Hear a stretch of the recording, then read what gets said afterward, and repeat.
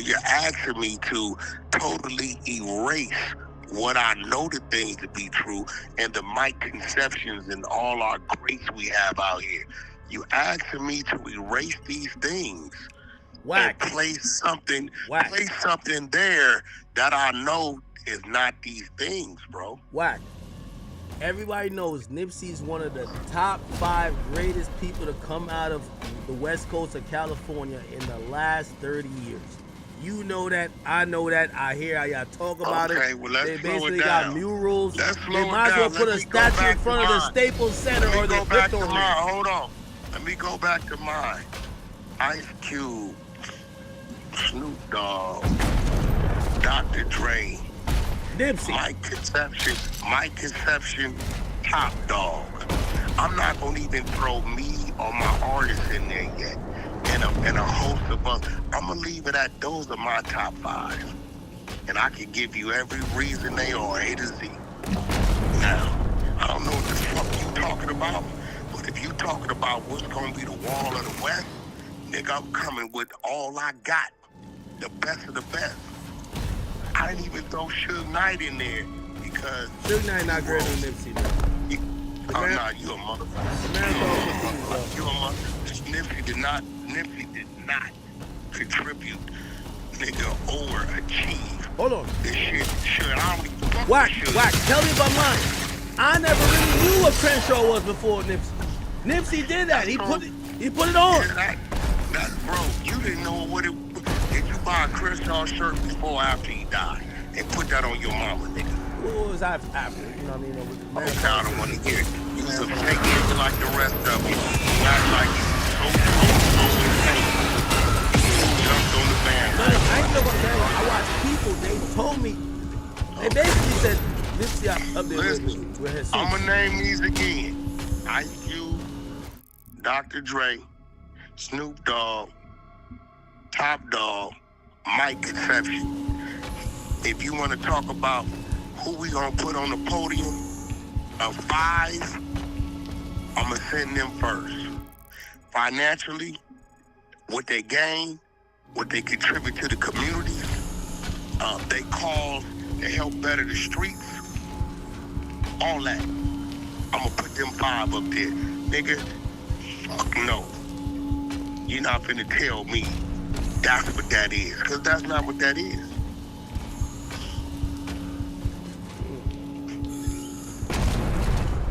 Whack. Whack. Listen to this. After I just put this up, Whack. After I just put it, Whack. Nipsey contributed and achieved more than Suge Knight.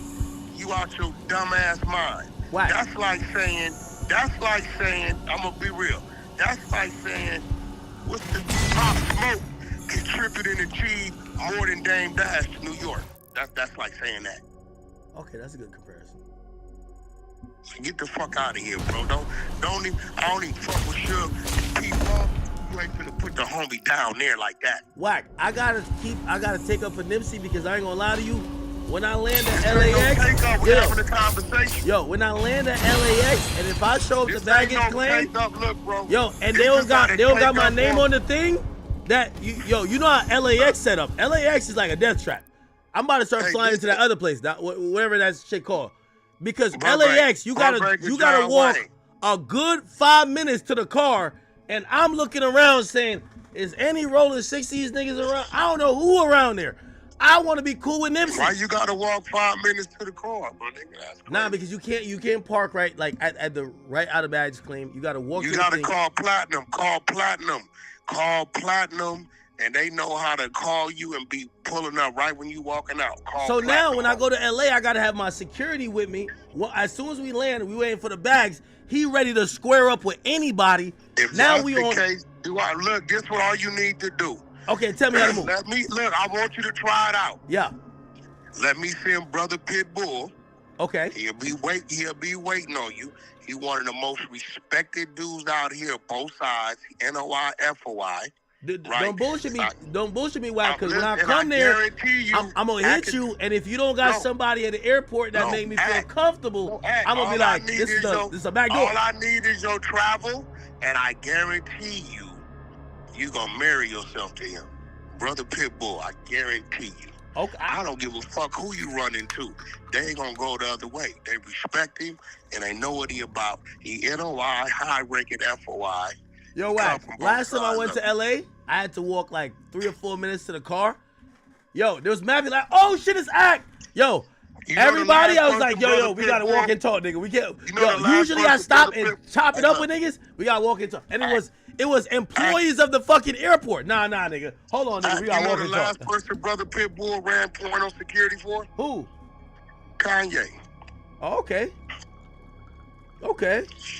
Yeah, everybody. You trust me. When you coming in, let me know. I guarantee your comfort zone will be all the way good. Okay.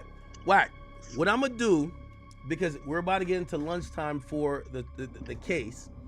I don't take lunch, but what I will do is I'm going to look up this Nipsey shit.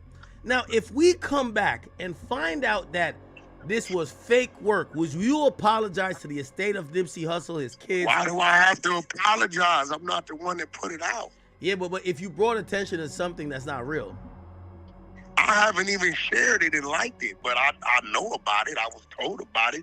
Right, we got 17,000 people on here. When you tell me to, I was told about the documents like 09, 2010. We got 17,000 people on here. Actually more. We almost got 20,000. You right now, us mentioning this. So this is what we gonna do. We gonna give credit where credit's due. Go follow West Coast Gang Wars 3. That's who posted. Okay. Wack, you know they're gonna hit that person up, and suppose they said it's right there. It's on his page. Okay, suppose they said we don't know where it came from. Wack sent it to us. I don't know these people. You sure? I swear to God, I don't even follow them. I don't know these people. Hey, chat. We gotta do some due diligence. West Coast Gang Wars. We're gonna look up. 3. We're gonna look up during this break. We're gonna read the rest of the tweets. By the way, thank you, Wack, for calling back. You know. By the way, everybody in the chat, and by the way, my chat, look, they do look. Because they don't follow me. Your whole chat, they don't all follow me and the Queen. I got a problem with that. What? And Act, the 100 side is getting a little irritated because a month ago you said you was gonna pull up, bro. So we need to set that time. No. Tell us time of day. All right, we need to go. What day is good for you? I'm here to speak. Like, so this week we're doing DD trial coverage from like 9 to 5. Anything after like 7, 8. 7, 8 my time. 7, 8 my time. Yeah. Fine, so that's 5 o'clock. So we could do 6 o'clock any day. Just let me know. 6 o'clock my time. So that's 9 o'clock your time. Send me a date. Say, hey, I need you. Nah, bro, you be back there funny on your text. We live now. 6 o'clock, what date? What date this week, 6 o'clock? Wait, 6 o'clock your time. So let's see. Today's Tuesday. We could do, let's do Thursday. Thursday? Nah, Friday. Friday, good? Okay. Thursday, I'm on no jumper. Okay, man. Friday, 6 o'clock, you're on the 100 side. May 30th, Friday, 6 o'clock his time will be 9 o'clock my time. The only thing I would say, though, it's the weekend, though, Wack. I can't stay on for 5 hours. I'll definitely give you 3. Nah, we ain't doing that. We ain't gonna do 5 hours. We got you. I bet. We ain't doing that. Okay. All right. Good to...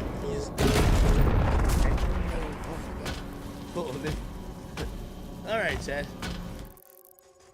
We gotta figure out what this shit is, yo. I'm like, Wack, you ain't gonna have me calling no Nipsey no goddamn pedophile. You crazy as hell, nigga. I'm trying to go back to the West Coast. I've been trying. First of all, ever since I said I'm a Drake fan, I go over there.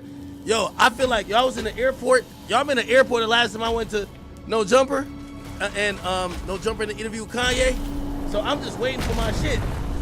But I know when in Rome do as the Romans do. So I'm there chilling. I'm like, it's Big Act. You know what I mean? It's not the little one, nigga. It's Big Act, nigga. So I'm in there cooling, vibing. I'm like, I'm on timing, man. See anybody, I might spark it on them, nigga. I'm thug. I'm tough. I ain't gonna lie. I don't know if it was a ringtone. This might be like 2011 type shit. All I heard is 10, 10, 10, man. I ain't gonna lie. I was just like, nigga, I'm sorry. I'm on the West Coast. I am not about to be like, man, fuck that. I mean, yeah, I did all that shit. I ain't gonna cap this. Anyway, give me 1 second, chat. We're about to get into the lunch area, but we ain't get there yet. You don't go nowhere. Oh shit. Oh, they already broke. Hold on. Let's get into it. Give me 1 second, chat.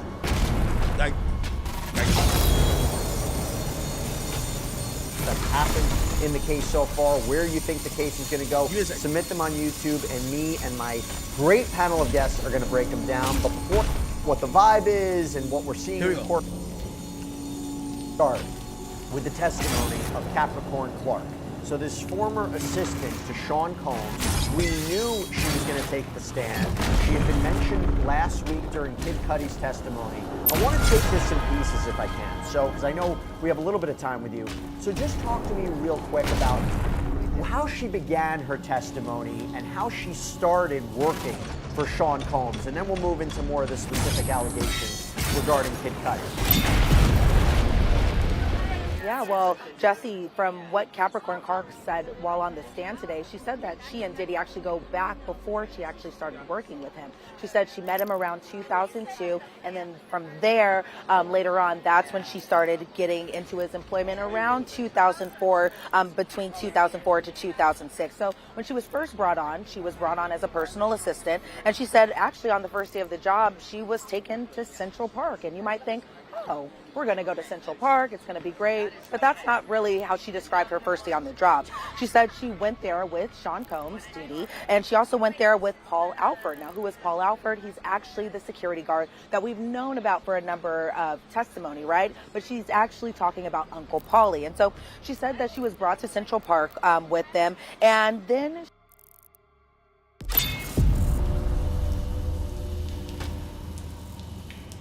to threaten Capricorn Clark. Why? Because she actually used to work with Death Row. And who was the CEO of Death Row? That is Suge Knight, one of Diddy's many arch nemesis. And so she said that she described her previous relationship with Suge Knight as he is actually the father of her best friend's children. So she does not have a personal, intimate relationship with Suge Knight necessarily, but she just knows of him and knows him a little bit closer, mainly because of her best friend, and that he is the father of her best friend's children. And so when she was taken to Central Park around this time, this being in 2004, she said that Diddy told her he'd kill her if she had anything to do with Suge Knight. Then there was an objection raised in court. The defense obviously objecting to that statement, but the government continued to ask her about this alleged threat, and she being Capricorn Clark, had explained that Diddy was relatively calm while delaying this kind of message to her.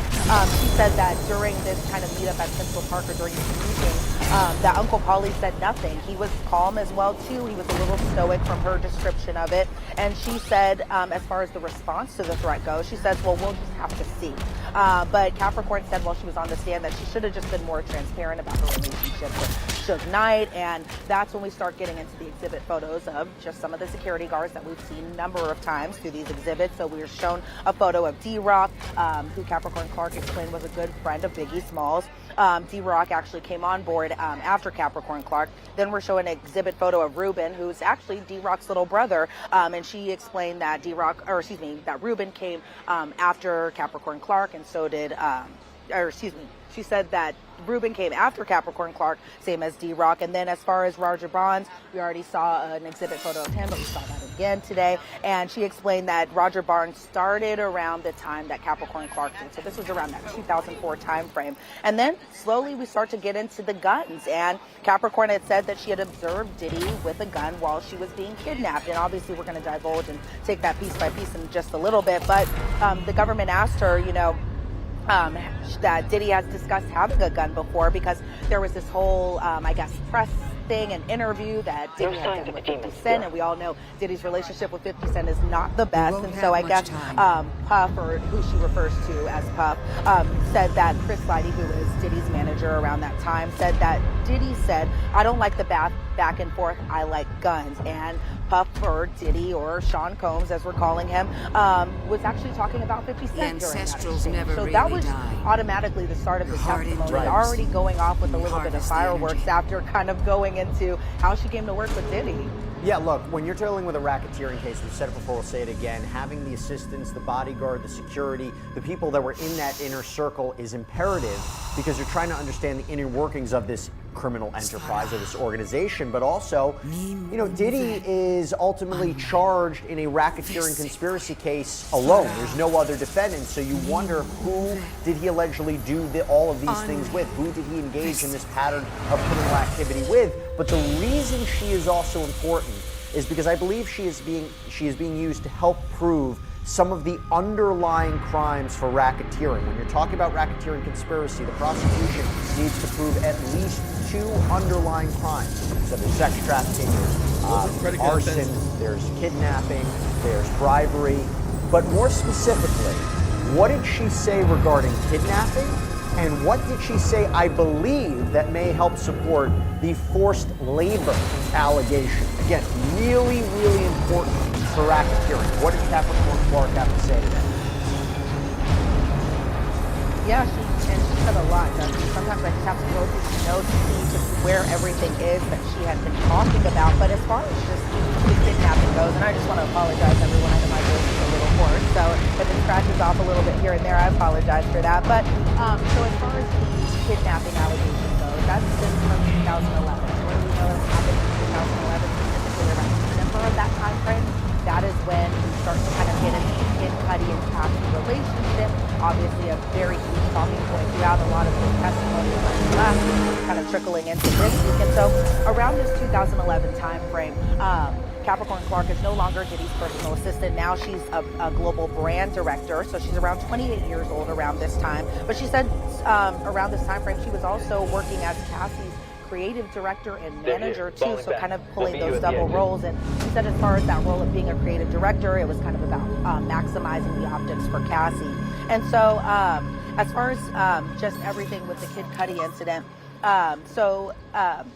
Capricorn Clark explained that Cassie was seeing Kid Cudi in December of 2011. We already know this, but Cassie had asked around this time frame whether or not Kid Cudi could come on a hike with Capricorn and Cassie. And Capricorn actually said that this was going to be a bad idea because Cassie was out of pocket. This is why I see why Kid Cudi said that she played both of them. Because you know you're dealing with a serial killer. You're dealing with a nigga who he'll do anything to get his bitch.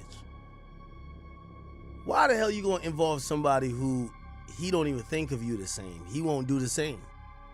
You should tell somebody. And by the way, trust me, chat. Y'all know, we don't gotta get into too much info. Shit, I start dealing with any woman of serious and significant value. I tell them, I say, yo, listen, I got a crazy situation previously. If you see some shit start popping up, if you see a bomb going off in my driveway, just know I'm into some shit. Okay? We ain't together, but like there's a lot going on. Cassie lined Kid Cudi up. She told Kid Cudi, I'm done. I don't deal with Sean no more.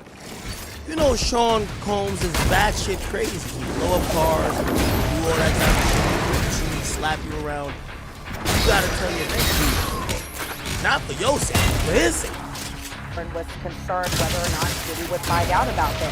And so Capricorn was explaining that Diddy had bought her phone, and so she was worried about text messages come through from Cassie, kind of explaining that she wanted to bring Kid Cudi on this hike that they were doing together.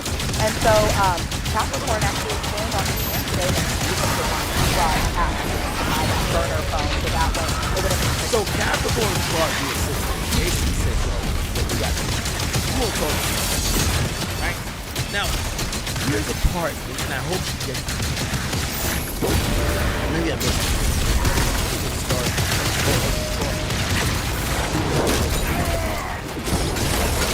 I did for look. Point it out. You like this. So you know what Diddy's word is now? All of these bitches, and I'm sorry to say the word bitches, but I gotta say it. They all were fucking. Diddy was fucking his employees, his staff. He had side bitches. He had main girls. And the mother of his kids. The point what the Diddy's team is trying to say, let's be clear. If you gotta cover up for Diddy, for another Diddy, then she might be clear.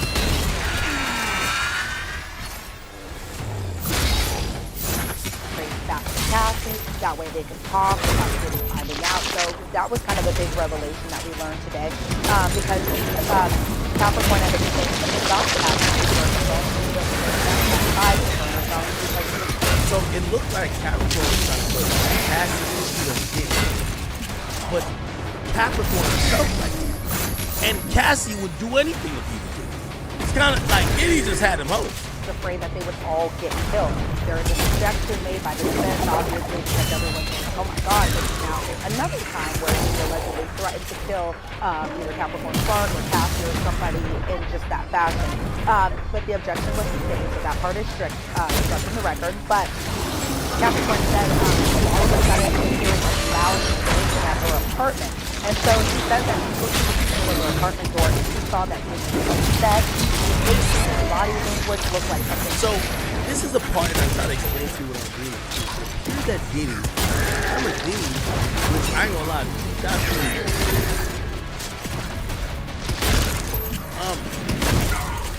All the women that Diddy was dealing with, so what happened is somehow Diddy was able to get number. So Capricorn's phone, Cassie's phone. Diddy finds out that Cassie's phone is Scott. It appears that he doesn't know his Kid Cudi. What he knows, his name is Scott. By the way, Kid Cudi's real name is Scott Mescudi. That's his real name. So he must have looked through, I don't know if he looked through the I know a couple old school players. They've called their bitch up like, why you keep calling this number at 3 o'clock, bitch? What the fuck? Going through the phone, you ain't gonna find that. She deleted that shit. You ain't gonna catch her in the act. You gotta catch her on the bill. Yo, T-Mobile say you hit. So look like he gets mad. He pulls up to his assistant spot. What the fuck going on? Yo, who the hell is this nigga Scott? Look like he's getting more info. He's realizing Scott is now Kid Cudi. Yes, he was 10 times mad. Get my gun. Yo, get ready. We about to ride to this nigga's crib. I'm about to fuck this nigga up right now. But at first, what it was seen as, when at least through the testimony, he didn't say, yo, she's fucking with Kid Cudi. He said, or Capricorn testified, when he showed up irate, he said to her, Cassie's fucking with Scott. If you know his Kid Cudi, you wouldn't call him Scott. You would call him Kid Cudi. Okay? Now, remember on direct, we're going to find out a lot of shit. Was kind of in his hand. Somebody said, or did he have a private investigator? Yeah, you got to have a private investigator. Somebody said, Absol dissed me. Absol, I love you, brother. And so Capricorn Clark opened the door, and she said when she did, Diddy was still upset. She explained everything that he wore, from a button-down shirt, a sweater, that he had slacks that just happened to be ripped. She said it exposed his underwear, but she said that Diddy had a gun in his hand whenever he was banging on her door. And so Diddy said to Capricorn Clark in a very angry way, why didn't you tell me who is Scott? And as we know Scott to be Scott Mescudi. See? Why? So he's mad at his assistant. I guess he realized, like, I don't know if you can see text messages if you check your bill, but he probably realized that they were talking about Scott, and he's getting mad at his assistant. He's like, why you didn't tell me that this fucking bitch is cheating on me with Scott? AKA Kid Cudi. And so Diddy told Capricorn, get dressed, we're gonna kill this N-word. And that's what she said. We finna slide.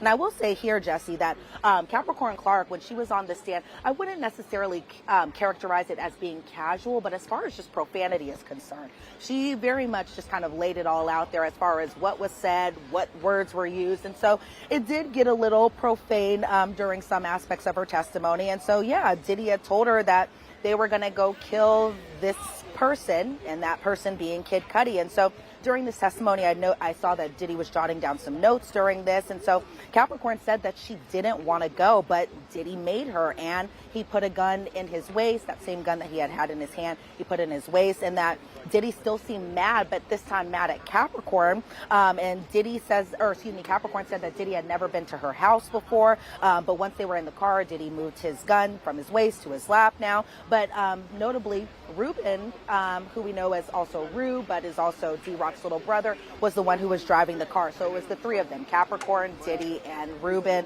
aka Rue. And so, yo, chat, how many Red Bulls should I stop at, man? I ain't trying to go out like Kevin Samuels. No, I'm playing. I love Kevin Samuels. Yeah, I'm about to switch to orange juice, low key. Or is the Diet Red Bull better? Because I like Diet Red Bull. They all taste the same with alcohol. I only drink alcohol, nigga. I don't even care about Red Bull. I just care about whatever makes it good with alcohol. Anyway.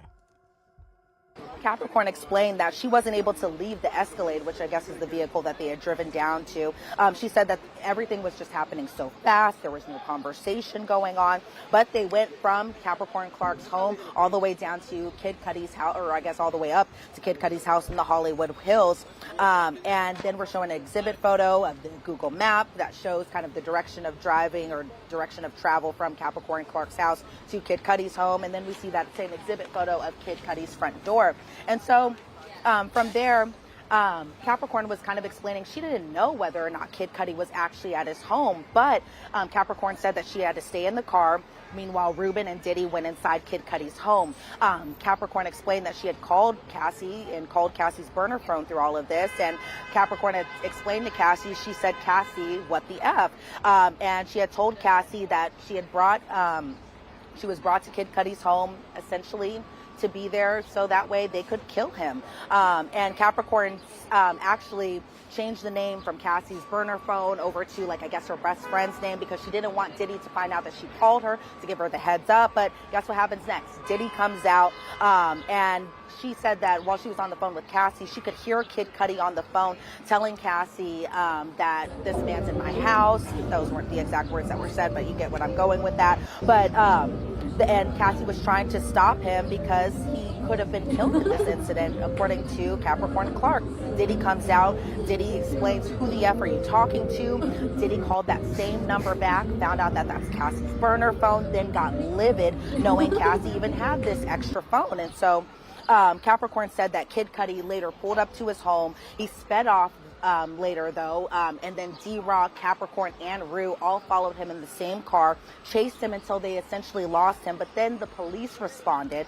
Oh, Kid Cudi pussy. Whole time Kid Cudi was acting like he was trying to fight Diddy. Nigga, the nigga's in your house, you pull up. The nigga's in the house is like, wait, is that nigga? He starts following you, and you speed off? Now, granted, it's the right decision to do, so don't listen to me, I'm a hypocrite. What I'm just trying to say is Kid Cudi was acting like he was with all the smoke. Like he wanted to squabble. No, nigga. You pulled up to your crib. The nigga, oh my God. The nigga was in your crib, and then you basically dipped. Okay, hold on. Ooh, we need this. Where is it? Fuck. We lost it. All right, here we go. Sorry. The best. And so I guess Puff, or who she refers to as Puff, said that Chris Lighty, who was the best, no assistant, and she said actually on the first day of the job she was taken to Central Park. Oh, my bad. Later on, that's when she started getting into his employment around 2004, between 2004 to 2006. So when she was first brought on, she was brought on as a personal assistant to Paul Alford. Now, who is Paul Alford? He's actually threatened Capricorn Clark. Why? Because she actually used to work with Death Row in 2004. Said while she was on the stand that she should have just been more transparent about her relationship with Suge Knight, and that's when we start getting into the exhibit photos of just some of the security guards that we've seen a number of times through these exhibits. So we were shown a photo of after Capricorn Clark, same as D-Rock. And then as far as Roger Bonds, we already saw an exhibit photo of him, but we saw that again today. And she explained that Roger Bonds started around the time that Capricorn Clark did. So this was around that 2004 time frame. And then slowly we start to get into the guns. And Capricorn had said that she had observed Diddy. Okay. Diddy is also okay, dealing with a racketeer. After kind of going into how she came to work with Diddy. Yeah, look, when you're dealing with a racketeering case, we've said it before, we'll say it again, having the assistants, the bodyguard, the security, the people that were in that inner circle is imperative because you're trying to understand the inner workings of this criminal enterprise or this organization, but also, you know, Diddy is ultimately charged in a racketeering conspiracy case alone. There's no other defendants, so you wonder who did he allegedly do all of these things with? Who did he engage in this pattern of criminal activity with? But the reason she is also important is because I believe she is being used to help prove some of the underlying crimes for racketeering. When you're talking about racketeering conspiracy, the prosecution needs to prove at least 2 underlying crimes. So there's sex trafficking, there's arson, there's kidnapping, there's kidnapping. She said a lot, Jesse. Sometimes I just have to go through photos. That stems from 2011. And what do we know that happens in 2000? Testimony, especially last, working as Cassie's creative director and manager too. So kind of pulling those double roles. Talk without Diddy finding out. So that was kind of a big revelation that we learned today.